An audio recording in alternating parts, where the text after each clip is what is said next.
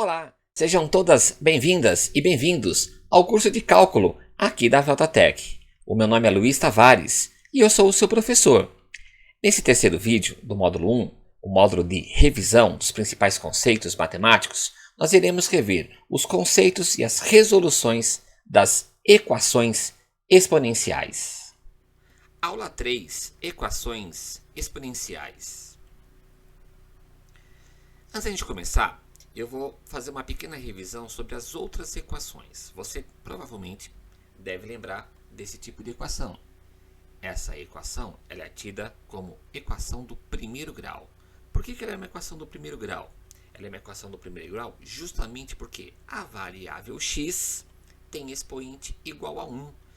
Ele não necessariamente deve aparecer aqui, o expoente 1, até mesmo porque todo número elevado a 1 é ele mesmo. E se você partir deste princípio, o 9 está sendo elevado a 1. O 3 está sendo elevado a 1. O 0 está sendo elevado a 1. Então, não necessariamente, quando o expoente for 1, você precisa deixar bem escrito na equação. Tudo bem? Como é que a gente resolve essa equação do primeiro grau? Muito simples. O que tem incógnita para um lado, o que não tem para o outro. Mais ou menos isso. A incógnita, né? A nossa variável ficou do lado esquerdo, o nosso elemento, o nosso número, acabou passando para o outro lado. Se 3 está multiplicando x, você lembra disso fatalmente, 3 passa dividindo quando for para o outro lado. E aí eu vou ter 9 dividido por 3. Vamos dar aquela simplificada aqui, ó. Simplificando, chegamos à conclusão que o valor de x para esta equação vale 3. Já antecipando um pouquinho aí a questão do cálculo, o 3 é comum dizer que 3 é a variável, né? No caso aí, o x é a variável, o 3 é a raiz da equação. Se você substituir o 3 aqui em cima, o 3 vai zerar a equação. Olha, 3 vezes 3, 9. Menos 9, 0. Então, x igual a 3. Nesse caso, o 3 é a raiz da equação. E eu tenho uma solução só, porque a minha equação é do primeiro grau. Vamos dar uma olhadinha agora numa outra equação que você deve conhecer. Veja, aqui eu tenho uma equação do segundo grau. Por que ela é do segundo grau? Ela é do segundo grau justamente porque a minha variável possui um expoente 2. E daí a gente parte do seguinte pensamento. Se esse 2 ele fosse, sei lá, 8, x elevado à oitava potência, essa equação ela seria do oitavo grau, e assim sucessivamente. Bem, essa equação do segundo grau, porque a variável possui um expoente 2, e é o maior expoente que ela possui. Você provavelmente deve estar pensando aí, mas o x está elevado ao primeiro grau aqui. Sim, para ser uma equação do segundo grau, esse número que multiplica x² não pode ser zero, porque se ele for zero, a equação passa a ser do primeiro grau. Bem, e aí provavelmente você deve estar lembrando da fórmula de Bhaskara, não é verdade? A fórmula de Bhaskara é essa aqui, ó, b² menos 4 vezes ac. Lembrando que o a é o número que multiplica o termo do segundo grau, o b é o número que multiplica o termo do primeiro grau e o c é o termo independente. Você deve lembrar da equação de Bhaskara, né, na formulinha de Bhaskara, que delta é um número e delta podem ser 3 valores. Ele pode ser maior que zero, menor que zero ou igual a zero. Bem, dependendo do resultado de delta, você vai para as raízes, né? Continuando, o menos b, a mais ou menos raiz de delta sobre 2a, essa é uma fórmula clássica que todo mundo consegue resolver. Pelo fato da equação ser do segundo grau, essa aqui especificamente ela vai adotar 2 valores como raízes. Efetuando todas as operações aí, você vai chegar à primeira raiz, que é igual a 2, e você vai chegar à segunda raiz, que é igual a 3. É claro que se você está procurando curso de cálculo e você já está na universidade, você não vai perder tempo resolvendo pela formulinha de Bhaskara. é bem provável que o teu conhecimento matemático resolva isso sem fazer conta nenhuma, resolva isso matematicamente de cabeça. Como é que eu faço isso? Pela soma e o produto. Esse termo do meio aqui é a soma invertida, né? A soma invertida não, a soma oposta, ó, 2 mais 3, 5, menos 5. E esse número aqui é o produto. 2 vezes 3, 6. Então, repetindo aí, se você não conhece isso, ou se você está estudando isso, é bem provável que você reconheça essa soma e o produto por uma denominação chamada relação de Girardi. Tá? Então, é a soma e o produto. Ó. Somando o oposto tem que ser esse cara, a multiplicação entre eles tem que dar esse cara aqui, ó, esse termo aqui. Bem, até aí, nada de novidade. Vamos dar uma olhadinha nas equações exponenciais. As equações exponenciais são justamente aquelas equações onde a minha incógnita está no expoente. A gente vai pegar a parte mais simples, dos exercícios mais simples e avançando.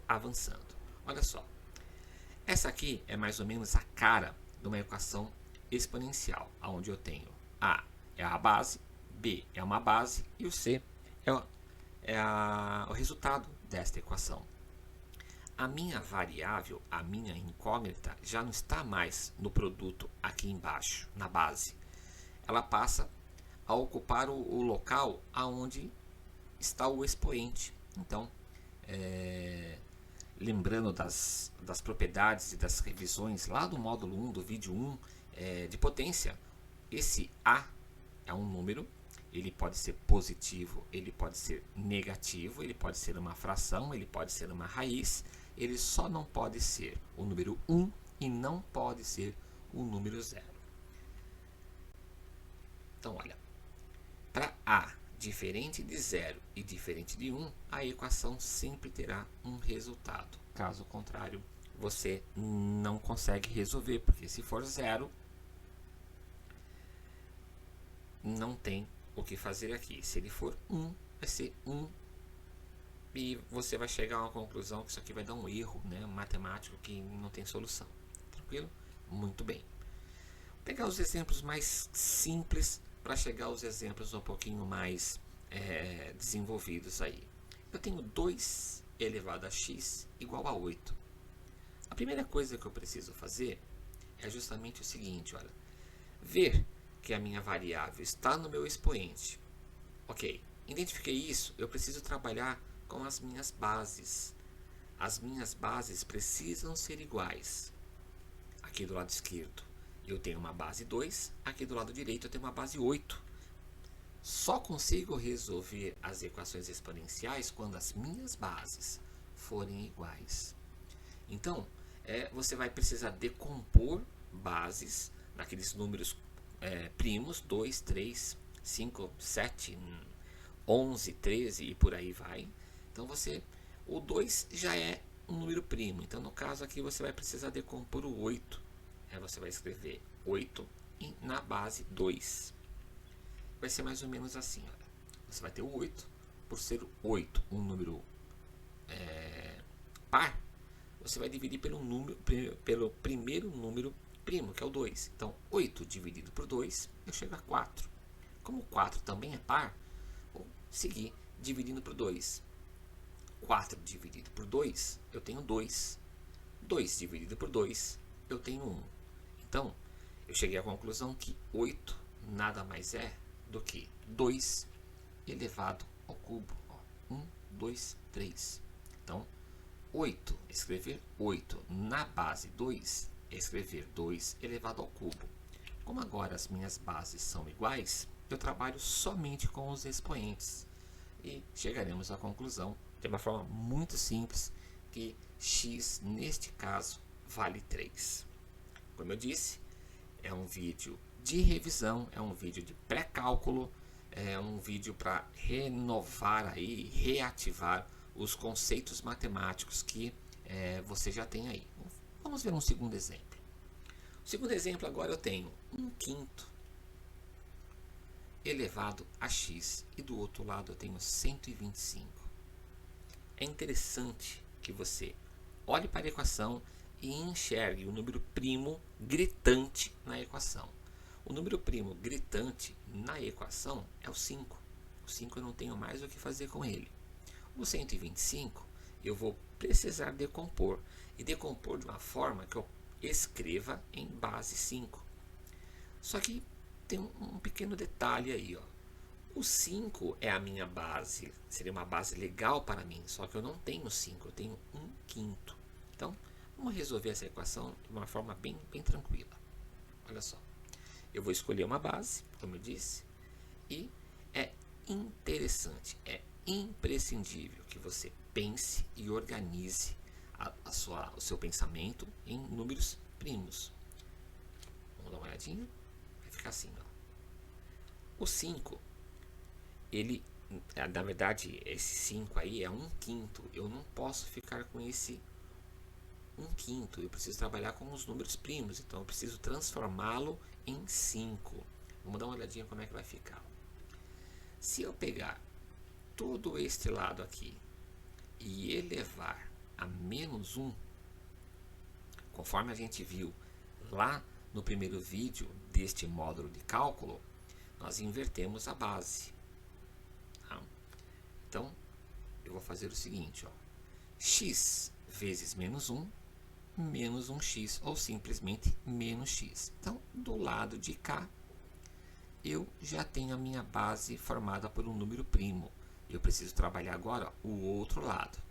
E vamos mais uma vez fazer a decomposição do número por números primos. 125, ele não é par, então eu não preciso começar por 2. Ah, 125 é ímpar, então eu vou começar por 3. Não, por 3 não dá. Por que não? Um número é divisível por 3 quando a soma dos seus algoritmos, né, dos seus algarismos, melhor dizendo, é um número divisível por 3. Então eu tenho 5 mais 2, eu tenho 7. 7 mais 1, 8. 8 não é divisível por 3. Então, próximo número primo depois do 3 é o próprio 5. Então, ó, 125 dividido por 5, 25. Dividido por 5, 5. 5 dividido por 5 dá 1. Então, chegamos à conclusão que 125, escrever 125 em base 5 é a mesma coisa que 5 elevado ao cubo. Então, vindo aqui para baixo, olha o que acontece. As minhas bases passam a ser iguais. Se eu tenho bases iguais, eu vou trabalhar somente com os expoentes. E aí, chegaremos à conclusão que o valor de x nesta equação é -3. Simples assim. Vamos dar uma olhadinha no próximo exemplo. O próximo exemplo eu tenho o seguinte, ó. Eu tenho sexta raiz de 2 elevado a x multiplicado por 0,5. O que está acontecendo aqui? O lado de lá você já tem um 2 e você certamente lembra, até mesmo porque eu acabei de falar, que 2 é um número primo. Então, ele é muito legal para mim. Só que 0,5, como é que eu faço para escrever 0,5 numa base 2? Poxa, você pode muito bem lembrar o seguinte, que 0,5 é a metade. E a metade a gente representa por 1 sobre 2. Então, olha só nessa primeira linha de raciocínio que a gente fez aí. Se você está chegando agora e não assistiu os 2 primeiros vídeos, o primeiro vídeo fala sobre potência, o segundo vídeo fala sobre radiciação. E essa operação que eu fiz aqui, eu descrevo ela de uma forma bem explícita no vídeo 2. Olha só, dentro da raiz eu tenho 2 elevado ao 1, 2 elevado à primeira potência. E no vídeo 2 eu disse para você o seguinte, ó, o número que está dentro da potência vem aqui para cima.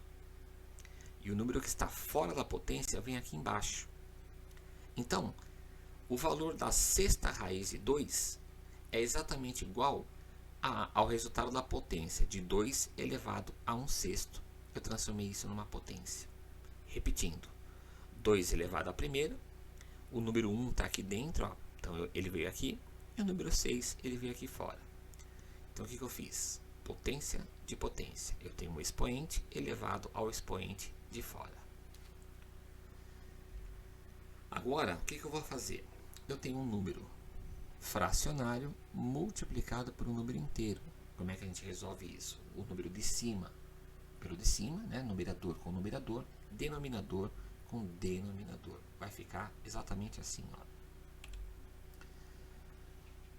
1 vezes x é x. Então eu vou ter 2 elevado a x sobre 2. Aliás, 2 elevado a x sobre 6 é igual a 0,5. Desse lado, o que eu tinha que fazer, eu já fiz.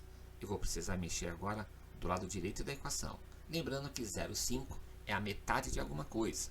A metade é 1 sobre 2. Então, eu vou fazer exatamente isso. Ó.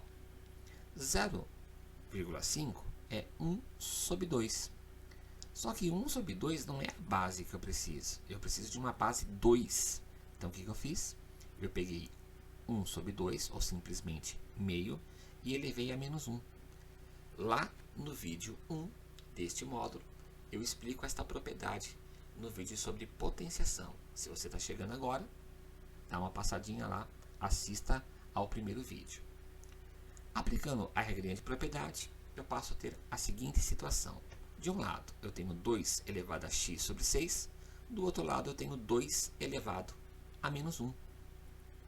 Perceba que as minhas bases são iguais agora. Se as minhas bases são iguais, eu posso tranquilamente trabalhar somente com os expoentes. Então, eu vou ter x sobre 6 igual a menos 1.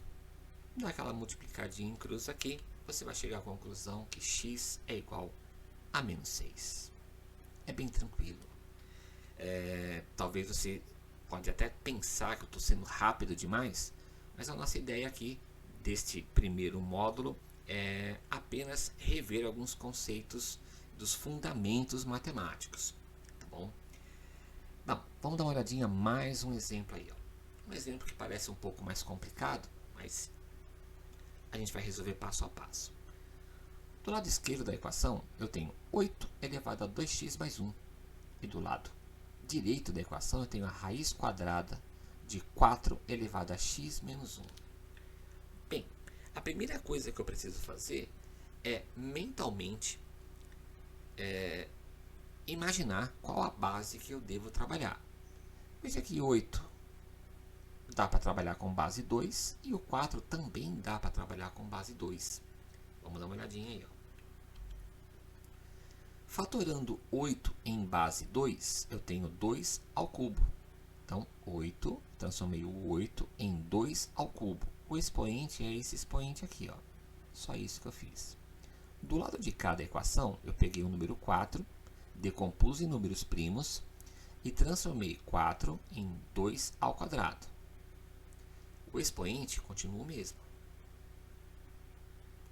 Próximo passo, propriedade de potência de potência.